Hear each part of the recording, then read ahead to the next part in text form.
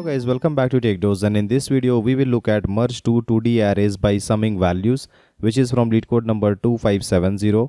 Let's now read the problem statement. In this problem you are given two 2D integer array nums1 and nums2. Nums1 at I is id I, value I, which indicates that the number with the id I has a value I. Similarly, for nums2 at I you have the same pair, the similar pair id I, value I. Each array contains unique IDs and is sorted in ascending order by ID. Merge the two arrays into one array that is sorted in ascending order by ID, respecting the following conditions. Only IDs that appear in at least one of these two arrays should be included in the resulting array. Each ID should be included only once, and its value should be the sum of the values of this ID in the two arrays. So if ID1 has occurred with the sum 10 in the first array and ID1 is occurring with the sum 20 in the second array, then in the resultant array you should have ID1 with the sum of these two values 20 plus 10, which is 30. Okay, and no two IDs will occur with the same ID name in the same array, right? You cannot have 1, 20 in the same array because this entire array will be strictly increasing. Now if the ID does not exist in one of the two arrays, then assume its value in that array to be 0. Return the resulting array. The returned array must be sorted in ascending order by ID. Let's now look at the first example. So in this case, nums1 is having value 1, 2, 2, 3, 4, 5. They will be strictly increasing in terms of ID. Now the nums2 is also the same, strictly increasing in terms of ID. The first value is the ID. Now if you try to merge them, then what we can do is we can just take the first item for ID1 and we can search this entire array. Wherever you have ID1, that item can be taken and then its value will be added. So you can create a new entry which is saying ID as 1, take the first value 2, second value 4 and add it, and this will create a new entry into your result array. Again, when you go to the second ID 2, 3, again search this entire array for the ID number 2. So as soon as you see an ID which is larger, since you know that it is ascending order sorted, therefore you do not need to search the rest of the items. Now in the worst case, all the IDs might have been smaller, and so you will end up searching the entire array altogether. So for this 2, since we do not have any entry, I will just insert as it is 2, 3 into the resultant array, right? Similarly, when I have to check for this 4, then this 4th entry is not present, but you will see that the 3 ID is actually smaller than 4, so this has to be inserted first, right? So you can do this easily in order of m into n time, where m is the size of the nums1 and n is the size of nums2. But let's see if this technique will actually work. So if you take m as the nums1 length and n as nums2 length, since you know that both of these lengths are less than equals to 200, which is 2 times of 10 to the power 2, multiplying them together will actually be 4 times of 10 to the power 4, which is way below your 10 to the power 8. So definitely it is going to run in very less time, and even the brute force technique is going to pass. But we will look at the optimal solution. Now in this case, the pair which is given is of size 2 definitely, which is ID, value. Now both the numbers are within the range of 10 to the power 3, so you can say it will fit into 32-bit integer. Both the arrays contain the unique IDs and both the arrays are strictly increasing. So in this case, the strictly ascending means no two adjacent values can be same. It will be said that if x, y is a part of strictly increasing array, then y will always be greater than x, right? Now I suppose the problem statement is clear. Now from this problem we can make out that both the arrays are strictly increasing based on the IDs. So if you look at the first array, then it is not valid. This input will not come because the first item has ID 2, the second item has ID 1.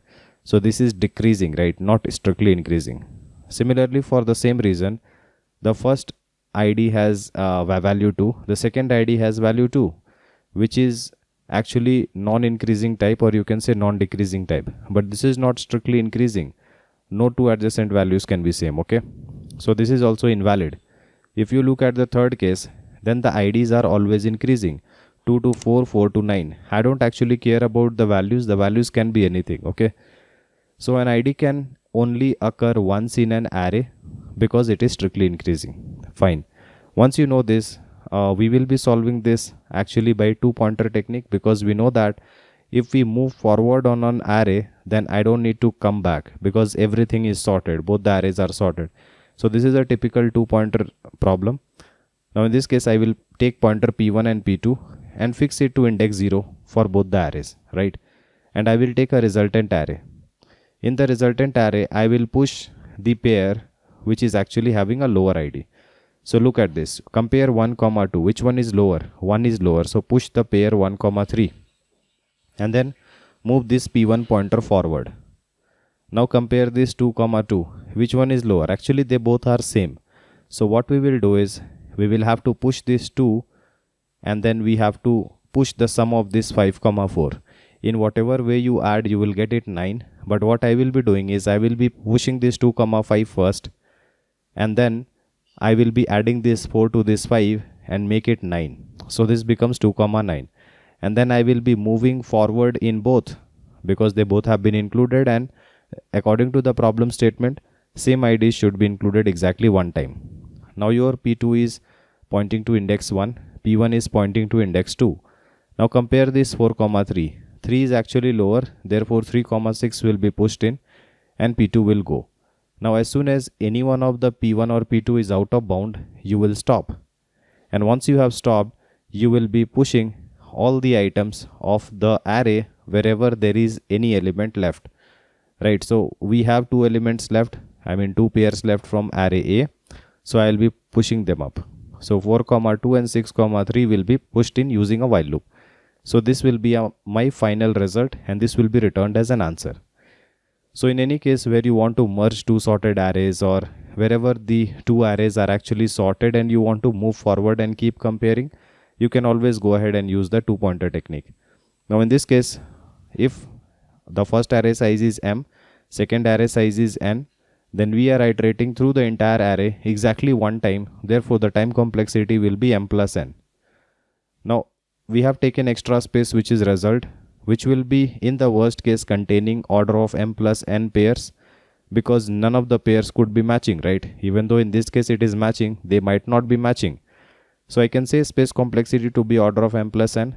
But if you are returning this as an answer, then you can also say it is order of 1. But I will go ahead and say order of m plus n because it is not in place, right? Now let's look at the code. If you are someone who is looking to prepare for top product based company within a limited time of just 3 months, then we have brought for you both the DSA and the system design live interview training program.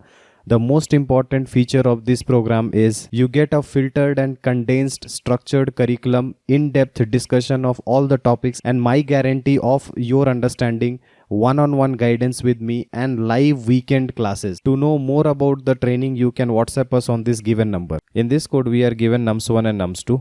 I have taken the resultant array and the two pointers initialized to 0, 0 index for both the arrays, finding the size of the two arrays and saving it in m, n. Now this is the two pointer approach, and this will run if both of the P1 and P2 are within the bounds. Now the first check which I will be doing is if the corresponding IDs are equal, and if the corresponding IDs are equal, like let's say you had 1, 10 and you had 1, 20. So the P1's ID and the P2's ID are actually matching. So I will push the first one, 1, 10 into the result. This is how I am pushing. And then to this value 10, I will be adding 20 by using this line, right? So I'll be writing this and making it 30. Okay. And once I am done that, then I will be moving both the pointers to the right hand side because they both are merged into one, right? So that's why I'm doing P1 plus plus and P2 plus plus. Otherwise, if I find that nums1's ID is actually lower than nums2's ID, then since I want to create strictly increasing result, so nums1 entry should be put into the result, and that is what I am doing. And so nums1 pointer, which is P1, will be incremented by one time. Otherwise, if the same thing happens with nums2, that means nums2's entry is actually smaller than nums1 entry, then I will be pushing the nums2's entry and do P2 plus plus. So this is the two pointer. Now after having done the two pointer, as I had shown here, maybe some items will be left in your the first array, or maybe it is left in the second array. You never know. So for that reason, we have to save all the items of the first array. We have to push all the leftover items into the result. And also, you don't know if the first array was empty or the second array was empty. So we will repeat the same for the second array as well. And finally, we will be returning the result. You can actually push this entire logic in the same loop, but I think it will make the code more complex. So writing an easy code is always recommended. And I hope you were able to understand it. If you still have any doubt, then feel free to comment below and I'll try to help you as soon as possible. Like and share our video and subscribe to our channel in order to watch more of these programming videos. See you guys in the next video. Thank you.